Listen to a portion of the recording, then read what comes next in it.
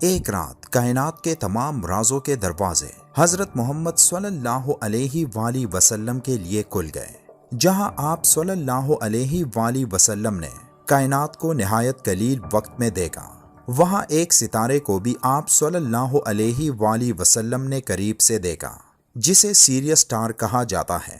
یہ وہ ستارہ ہے جس کا ذکر قرآن میں بھی آیا ہے، اور ہزاروں سالوں سے یہ ستارہ انسانوں کے لیے ایک خاص مقام کا حامل رہا ہے۔ جبرائیل امین کے ساتھ آسمانوں کی سیر پر تشریف لے گئے۔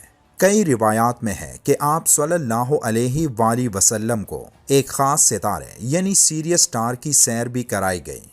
یہ ستارہ آسمان پر چمکنے والے ستاروں میں سب سے پراسرار ستارہ ہے، جس کو قرآن میں سب سے زیادہ روشن ستارہ کہا گیا ہے۔ یہ ستارہ ہمارے سورج سے 2 گنا بڑا اور 20 گنا زیادہ روشن ہے۔ دراصل یہ 2 ستارے ہیں، جن میں ایک بڑا جسے سیریس اے کہا جاتا ہے اور ایک چھوٹا جسے سیریس بی کہا جاتا ہے۔ اس میں سیریس بی کی چمک اب مانند پڑ چکی ہے، جس کی وجہ سے سیریس اے اور بھی زیادہ روشن نظر آتا ہے۔ اور حیرانی کی بات یہ ہے کہ یہ ستارہ ہمارے سورج کے بالکل پیچھے موجود ہے، یعنی ایک سورج کے پیچھے دوسرا سورج۔ قدیم تہذیبوں میں اس ستارے کو انتہائی اہمیت دی جاتی تھی۔ جیسے قدیم مصریوں کا ماننا تھا کہ جب سیریس ستارے کا جنم ہوا تو اسی دن سے ان کا کیلنڈر سال بھی شروع ہوا، اور یہ بھی کہ ان کے سب سے بڑے خدا انوبس اسی ستارے سے زمین پر انسانوں کی فلاح کے لیے بھیجے گئے تھے۔ اس لیے قدیم مصری اس ستارے کی عبادت کرتے اور اسی کو خدا مانتے تھے۔ یہی وجہ ہے کہ سینکڑوں سالہ اس عقیدے کو آج کے فری میسن بھی مانتے ہیں، اور اپنے آباء و اجداد کی تعلیمات کی روشنی میں وہ اس ستارے کی روشنی کو مقدس تصور کرتے ہیں۔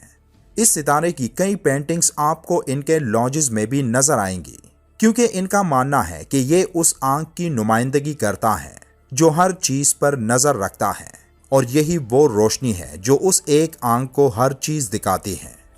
ان کے سب سے اونچے درجے پر اسی ستارے کو رکھا گیا ہے، جہاں ان کے سب سے اعلیٰ درجے کے افراد پہنچ پاتے ہیں۔ اس ستارے کو آپ کئی مشہور بلڈنگز پر بھی دیکھتے ہیں، جو اس خفیہ شیطانی تنظیم کی سب سے بڑی علامت ہے۔ قرآن اس ستارے کے بارے میں کیا کہتا ہے، چلے اس کے بارے میں بھی جاننے کی کوشش کرتے ہیں۔ لیکن اس سے پہلے یہ جاننا ضروری ہے کہ اب غور کرنے والی بات یہ کہ اس ستارے کا ذکر اسی سورت کی آیت 49 میں آیا ہے، اور آیت نمبر 9 میں بھی اس سیریس سسٹم کے مدار میں چکر کے بارے میں بات کی گئی ہے۔ تو اب نمبر 9 اور 49 کو ملائیں تو یہ وہی نمبر بنتے ہیں جو ہارورڈ یونیورسٹی کے ماہرین کے مطابق ایک سال میں ان کے مدار میں چکر مکمل کرنے کے ہیں، یعنی 49.9 سال۔ یہاں یہ قرآن کے رن ہیں۔ قرآن پاک کی ہر 2 آیتیں ایک دوسرے سے کنیکٹڈ ہوتی ہیں، یعنی ایک آیت کا تعلق پچھلے اور آگے کی آیت سے ہوتا ہے۔ قرآن کی سورہ النجم کی آیت نمبر 49 میں اللہ فرماتا ہے، اور یہ کہ وہی شعرا یعنی ستارے کا رب ہے۔ اب اس آیت سے پہلے اور بعد میں آیت پر غور کریں۔ اس آیت سے پہلے کی آیت میں اللہ فرماتا ہے، اور یہ کہ وہی غنی اور سرمایہ دار کرتا ہے، یعنی وہی زمین کے خزانے کھول دیتا ہے۔ اب اس سے بعد کی آیت میں اللہ فرماتا ہے، اور یہ کہ اسی نے پہلے عاد کو ہلاک فرمایا۔ ان آیات کا ایک دوسرے سے کیا تعلق ہو سکتا ہے؟ تو اس کو سمجھنے کے لیے پہلے یہ جاننا ضروری ہے کہ سیریس سٹارز 2 ستاروں کا ایک نیٹ ورک ہے، جس میں ایک سیریس اے اور دوسرا سیریس بی ہے۔ اس میں سیریس بی ستارہ جو سیریس اے سے چھوٹا ستارہ ہے، اپنے خاتمے کے قریب پہنچ چکا ہے، اور اسے اب ایک ڈوارف ستارہ کہا جاتا ہے۔ ان 2 ستاروں کے بارے میں جدید ٹیلیسکوپ سے معلوم ہوا، اور یہ بھی کہ ان دونوں ستاروں کو اپنے مدار میں چکر مکمل کرنے میں 49.9 سال لگتے ہیں۔ یہ سیریس سسٹم ہماری زمین سے 8 لائٹ ایئرز دور ہے، اور جب سیریس بھی اپنی توانائی کھو چکا تو اس میں موجود ایلیمنٹس خلا میں بکھر گئے۔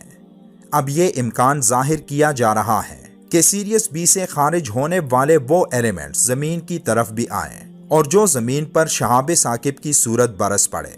ہم نے اپنی پچھلی ایک ویڈیو میں ذکر کیا تھا کہ زمین پر موجود زیادہ تر ایلیمنٹ ستاروں سے ہی یہاں پہنچے، جن کی وجہ سے آج زمین پر زندگی رواں دواں ہے۔ اب قرآن میں ان تینوں آیتوں میں جن چیزوں کی طرف اشارہ ہے تو اسے پڑھنے کے بعد بات سمجھ میں آ جاتی ہے کہ یہ تینوں آیتیں ایک دوسرے سے جڑی ہیں۔ آیت 48 میں ذکر ہے کہ اللہ ہی ہے جو خزانے بر دیتا ہے۔ پھر آیت 49 میں اللہ نے ان خزانوں کے بننے کا ذکر کیا کہ وہ خزانے ستاروں سے بر دیے۔ پھر آیت 50 میں قوم عاد کا ذکر ہے جو انتہائی طاقتور قوم تھی۔ اسی قوم میں شداد بھی گزرا تھا جس نے اپنی جنت بنائی تھی اور اس جنت کو ایسے قیمتی ہیرے جواہرات سے بر دیا تھا جو اس دنیا کے سب سے قیمتی ایلیمنٹس میں شمار ہوتی ہیں۔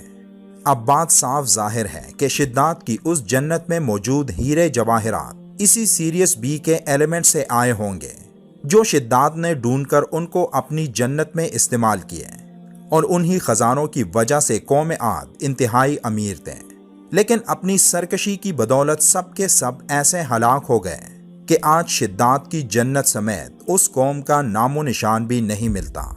جہاں تک فری میسن اور اس ستارے کا تعلق ہے تو قرآن کی سورہ النجم کی آیت 49 میں اللہ نے صاف صاف بتا دیا ہے کہ وہی شعرا یعنی ستارے کا رب ہے جس کی دور جاہلیت میں پوجا کی جاتی تھی۔